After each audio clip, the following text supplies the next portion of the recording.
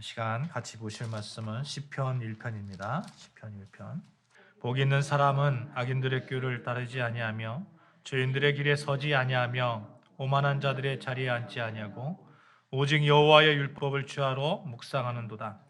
그는 시냇가에 심은 나무가 저를 따라 열매를 맺으며 그 잎사귀가 마르지 아니함 같으니 그가 하는 모든 일이 다 형통하리로다. 악인들은 그렇지 아니하며 오직 바람에 나는 겨와 같도다. 그러므로 악인들은 심판을 견디지 못하며 죄인들이 의인들의 모임에 들지 못하리로다.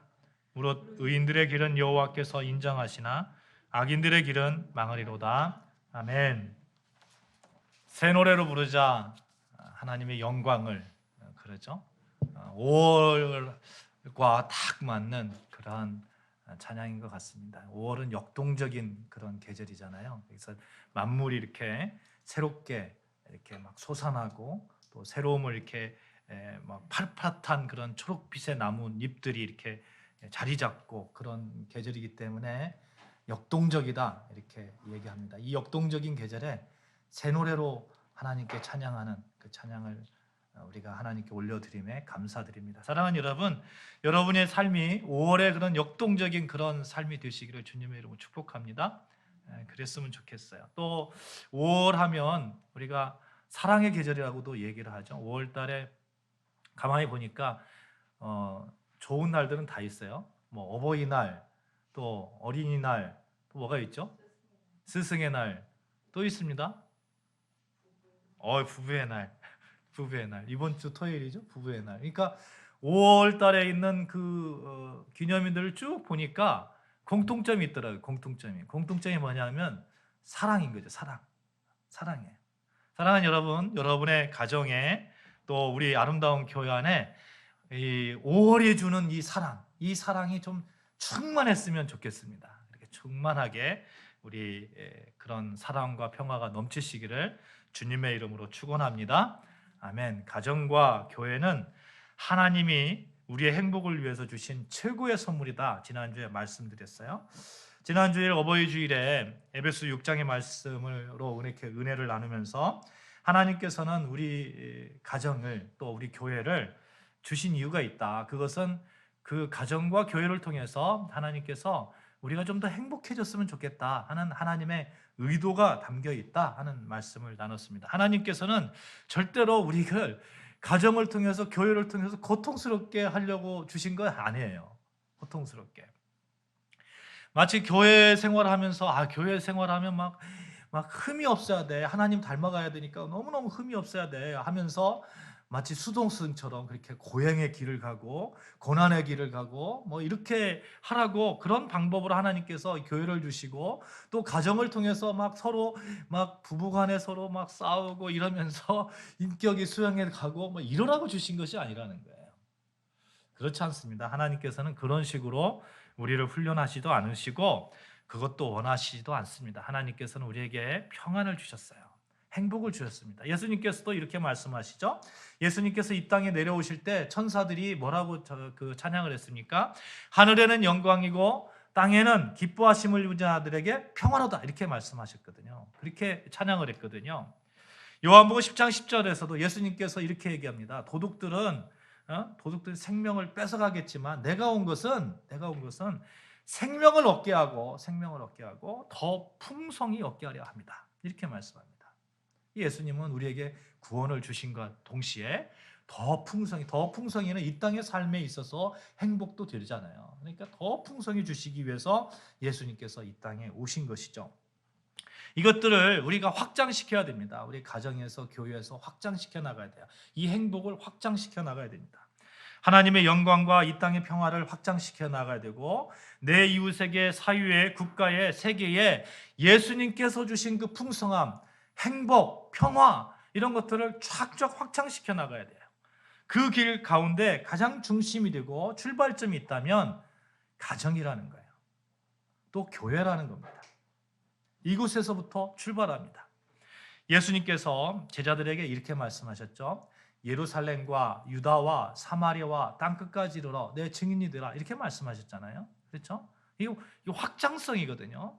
예루살렘의 가장 최소의 단위고 거기서부터 출발해서 유다와 사마리아와 땅끝까지 이르러 내 복음 증인이 되라 이렇게 말씀하셨는데, 마찬가지로 가정에서부터 우리 교회부터 좀 더 행복하고 좀 더 사랑이 넘쳐서 이것들이 계속해서 확장되어서 내 사회, 내가 속한 직장, 우리 대한민국, 세계에 이르기까지 이 평화가 넓혀져야 된다는 거죠. 그 전초 기지가 여러분의 가정이고 우리 교회입니다. 우리 교회예요. 그래서 여러분, 우리 가정에서 우리 교회에서부터 이 따뜻한 한마디, 축복의 말들이 넘쳐나야 될 줄로 믿습니다. 행복을 나누고 사랑을 나누고 위로를 나누고 따뜻한 한마디를 이렇게 나누는 그 장소가 우리 가정이 돼야 되고 또 우리 교회가 되어야 됩니다. 지난주에 우리는 어버이주일을 맞이해서 하나님께서 주신 가정의 행복을 누리기 위해서 우리가 지켜야 될 지침들을 살펴보았습니다만, 우리는 가정의 달에 이런 생각을 할 필요가 있을 것 같아요. 내가 행복할 수 있는 길은 내가 사랑받고 또 사랑을 누릴 수 있는, 사랑을 나눌 수 있는 그 첫 번째 그곳은 내 가정이다, 내 교회다 라는 그런 어떤 생각, 이 생각을 다시 한번 이렇게 정립해 볼 필요가 있습니다. 사랑하는 여러분, 여러분의 가정, 여러분의 아내, 여러분의 자녀, 그리고 우리 아름다운 교회, 우리 사랑하는 성도들이 가정을 통해서, 교회를 통해서 하나님께서 주시는 5월의 역동성을 회복하고 5월의 사랑을 누리시고 5월의 찬란함을 누리시기를 주님의 이름으로 다시 한번 축복합니다. 아멘. 이렇게 행복한 가정, 교회를 이루기 가기 위해서 오늘 본문의 말씀으로 은혜를 나누고자 하는 겁니다. 그것은 내가 행복을 나누는 가정에서, 교회에서 혹은 사유에서 어떤 존재로 서 있어야 될까? 나는 어떤 존재인가? 하나님께서 나를 어떻게 이 가정에, 이 교회에 나를 세우셨는가 하는 것이에요. 사실 오늘 본문의 말씀은 너무나 잘 알려진 말씀입니다. 이 말씀에는 복 있는 사람은 어떤 사람이라고 말씀하고 있어요? 복 있는 사람은 악인의 꾀를 쫓지 않고 또 죄인의 길에 서지 않고, 또 복 있는 사람은 오만한 자의 자리에 앉지 않고 그들과 어울리지 않고, 복 있는 사람은 여호와의 율법을 즐거워하는 사람이다. 이렇게 쭉 1절부터 이렇게 나열하고 있습니다. 그런데 3절에 보니까 이런 말씀이 있거든요. 이런 사람들은 그는 시냇가에 심은 나무가 철을 따라 열매를 맺으며 그 잎사귀가 마르지 아닌 같으니 그가 하는 모든 일이 다 형통하리로다. 이러한 사람은 복이 있는데, 복이 있는 사람인데 그 사람은 시냇가에 심은 나무와 같은 사람이다. 이렇게 말씀하고 있습니다.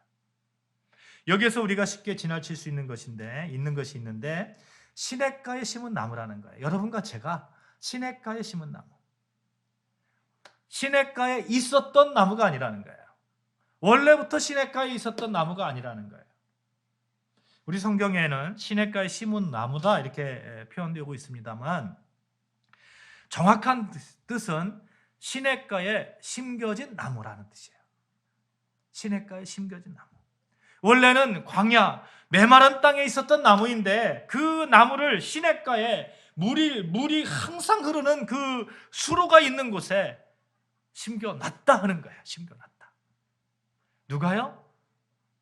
하나님께서, 하나님의 은혜로 예수 그리스도를 통해서 우리가 바로 그런 사람입니다. 원래는 광야, 메마른 땅에서 말라 죽을 수밖에 없는 그런 사람입니다. 죄 가운데서 허우적거릴 수밖에 없는 그런 사람들이었어요. 늘 고통 가운데 있었고 늘 다툼이 있는 그런 삶 가운데 있었습니다. 그런데 그런 사람을 확 뽑아서, 광야 같은 그런 곳에 심겨졌던 그런 사람을 확 뽑아서 시냇가에 다시 옮겨 심은 자가 여러분과 저라는 거예요. 그래서 우리는 존재의 변화가 있는 거예요. 존재의 변화. 죄악을 멀리하려고 부단히도 노력합니다. 그래서 복되는 거예요. 하나님의 말씀을 사랑하고 묵상하고 순종하려고 합니다. 그래서 복된 겁니다. 하나님의 말씀을 듣기를 즐거워하기 때문에 복된 자예요. 여러분, 이 존재의 변화 우리가 생각해 볼 필요가 있어요. 복 있다 그러니까 뭔가 많은 것을 막 소유해가지고 물질을 많이 소유해서 복 있는 사람이 아니라, 그런 의미가 아니라 우리 자체가 존재 변화가 있기 때문에 죄악을 멀리하고 하나님의 말씀을 사랑하고 예수 그리스도를 주로 고백하는 그 존재 변화가 있기 때문에 우리는 복된 자다 하는 거예요. 광야 같은 세상에서 예수 생명 시냇가로 옮겨졌기 때문에 우리는 복된 자다 하는 겁니다. 이런 사람은 오만한 자리에 앉지도 않고 항상 주의 율법을 묵상하고 그런 사람들이 되는 것입니다. 광야 같은 세상에서 예수 시냇가로 옮겨진 저와 여러분, 왜 옮겨졌습니까? 왜 옮겨졌어요? 예수의 사랑, 예수의 행복 누릴 수 있는 자로 우리를 세워주신 거예요. 늘 푸름을 간직하고 열매 맺는 시냇가에 있으라고 하나님께서 그 사랑을 우리에게 베풀어 주신 것입니다. 그렇게 시냇가에 옮겨 심겨져서 마르지 않는 공급을 받고 있으니 이제는 생각을 좀 다르게 해야 되겠다 하는 겁니다. 그것은 내가 받은 그 은혜로 끝나는 것이 아니라, 나로서 끝나는 것이 아니라 시냇가에 심겨진 나무의 풍성함을 나누어 주는 자로 살아야 되겠다 하는 그러한 생각입니다. 그러한 결단인 거예요. 왜냐하면 우리가 받는 공급은 차고 넘치고 결코 마르지 않기 때문에 그렇습니다. 내가 나누어줘도 절대 손해가 없어요. 계속 물은 흐르기 때문에, 시냇가는 계속 흐르기 때문에, 마르지 않는 시냇이기 때문에. 사실 우리는 가정에서, 교회에서 이런 그 시냇가에 심겨진 나무와 같은 존재로서 축복을 자꾸 나누어줘야 됩니다. 부모는 자녀에게 늘 축복의 말을 해야 되고, 아내는 남편에게, 남편은 아내에게, 자녀는 부모에게, 성도와 성도 간에 이렇게 시냇가에 심겨진 나무와 같은 그런 특성, 축복을 나눠주는 행동, 말들을 해야 되는 것이죠. 3절 이하의 말씀에 시냇가에 심겨진 나무와 같은 존재, 가정을, 교회를, 또 누군가를 복되게 하는 그 사명에 초점을 맞춰보자 하는 거예요. 3절에 보시면 시냇가에 심은 나무가 시절을 쫓아 과실을 맺으며 그 잎사귀가 마르지 아니한 같다. 무슨 의미입니까? 3절 말씀이 단지 내가 그렇게 광야에서 심겨진 나무야, 나는 축복받은 자야, 이런 식으로 해석하는 데서 끝나는 것이 아니라, 저는 그렇게 생각하지 않는 거예요. 그 잎사귀가 마르지 않는다 하는 것은 그 잎사귀에 누군가가 와서 기쁨을 누리는 거예요. 시절을 쫓아 과실을 맺을 때 누군가의 허기진 배를 채워주는 겁니다. 이런 복된 자, 복을 나누어주는 자 되어야 되지 않겠습니까? 이와 비슷한 이야기가 창세기 아브라함의 이야기죠. 아브라함에게 창세기 12장 2절에 보면 너는 복이 될지라 이렇게 말합니다. 복이 될지라. 복이 근원은 하나님이시고 복이 될지라, 복의 통로로 살아가라 이렇게 말씀하는 거죠. 이 말씀의 의미를 시편 1편 3절에 적용하면 시냇가에 심은 나무, 잎사귀가 마르지 않는 그 나무, 시절을 쫓아 열매를 맺는 그 나무는 분명히 누군가의 복이 되어야 된다 하는 데예요. 누군가의 복이 되어야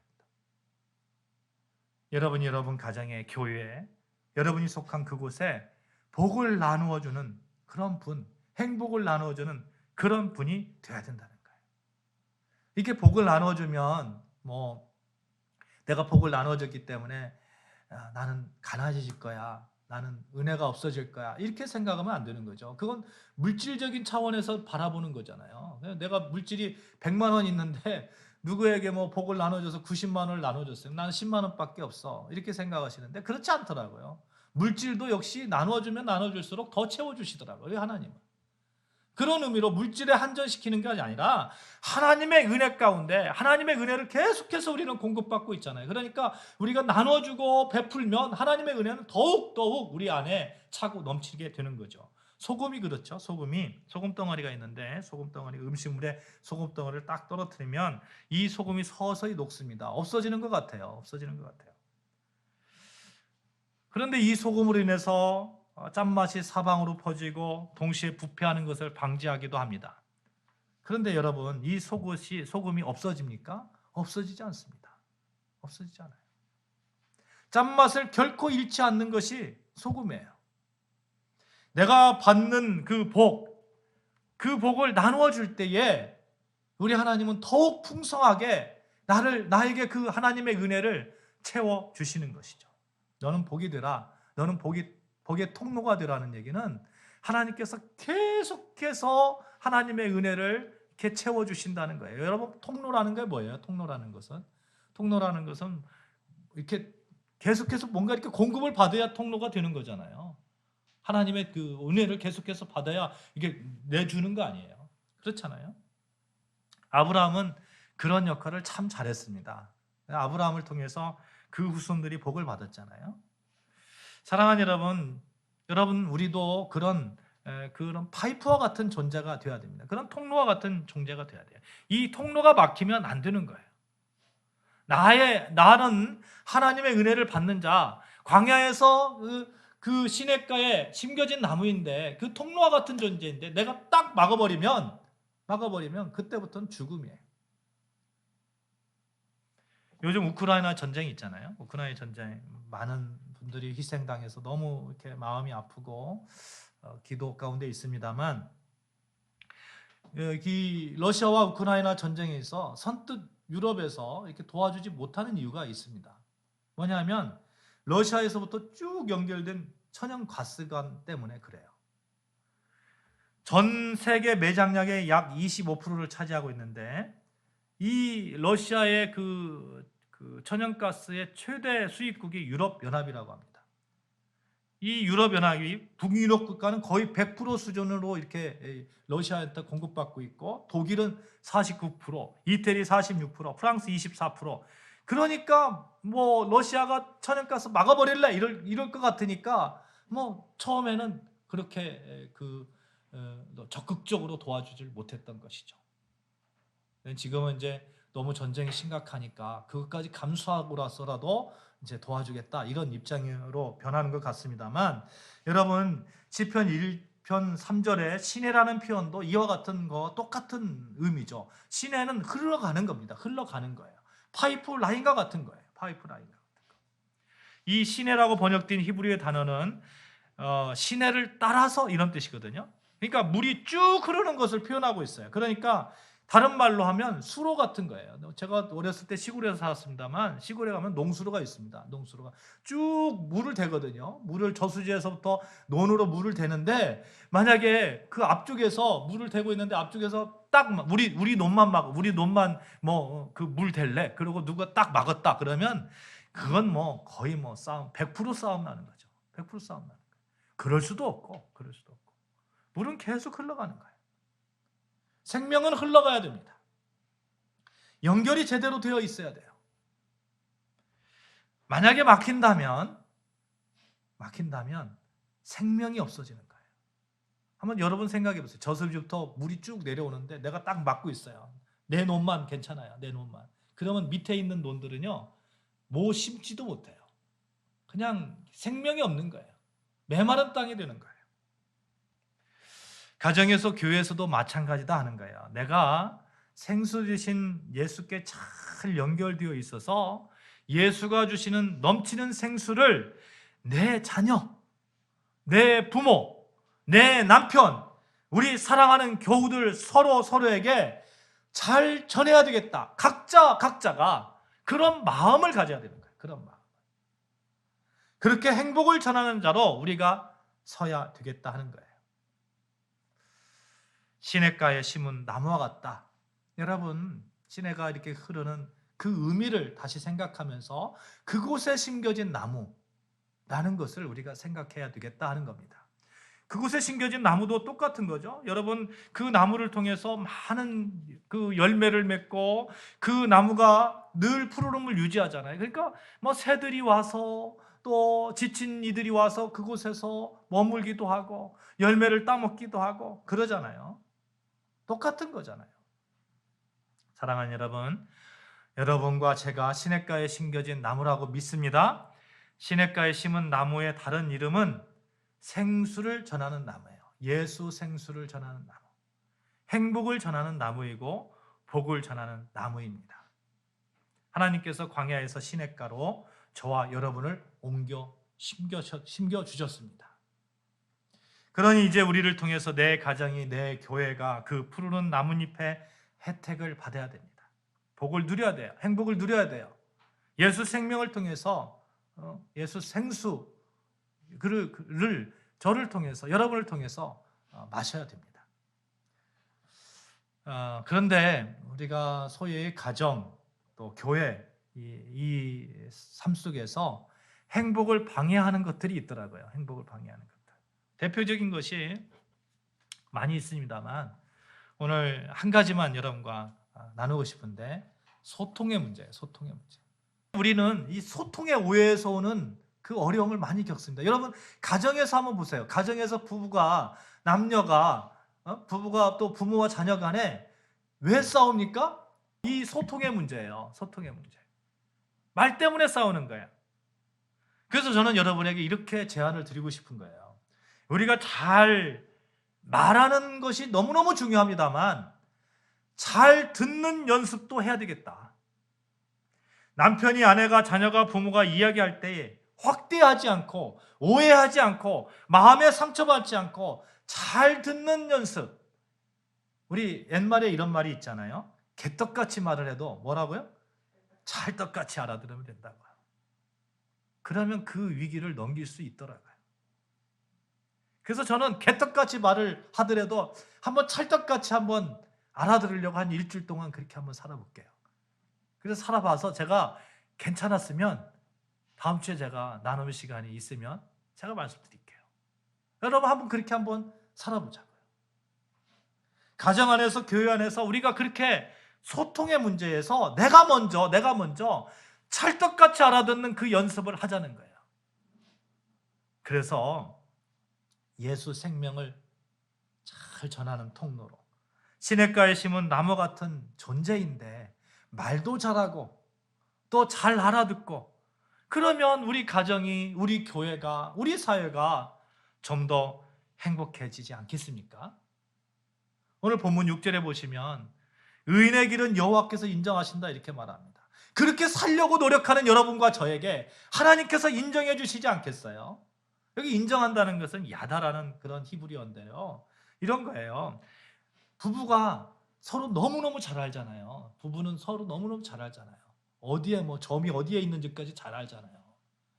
우리 하나님께서 그렇게 알아주신다는 거예요. 그렇게.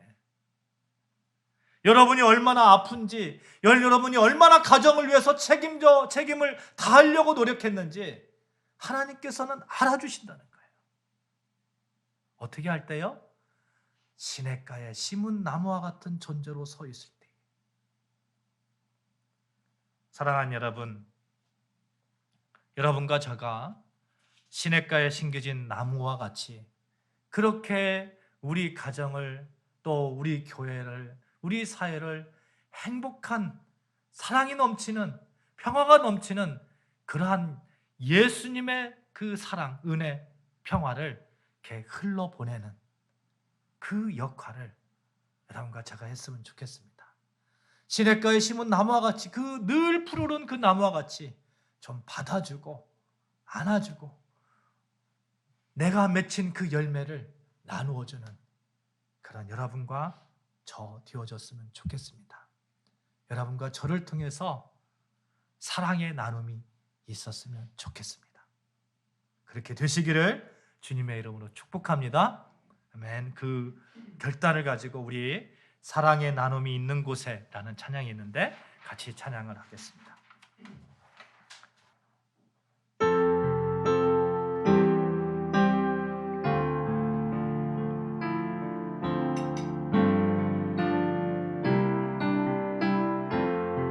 사랑의 나눔이 있는 곳에 사랑의 나눔 있는 곳에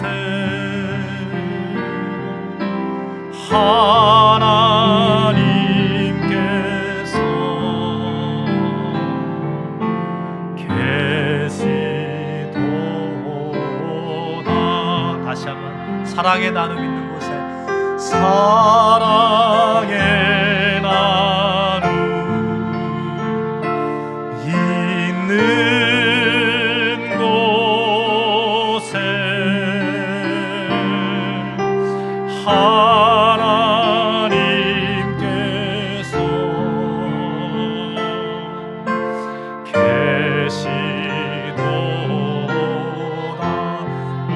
카리타스 우비 카리타스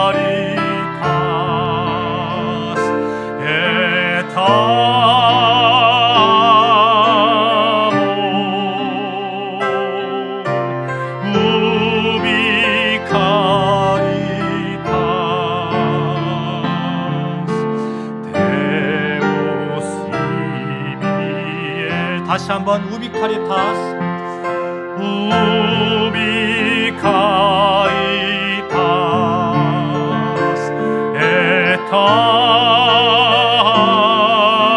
에타모 우비 카리타스 데우스 이비에스. 우리 같이 반주해 주시고 우리 같이 기도합시다. 하나님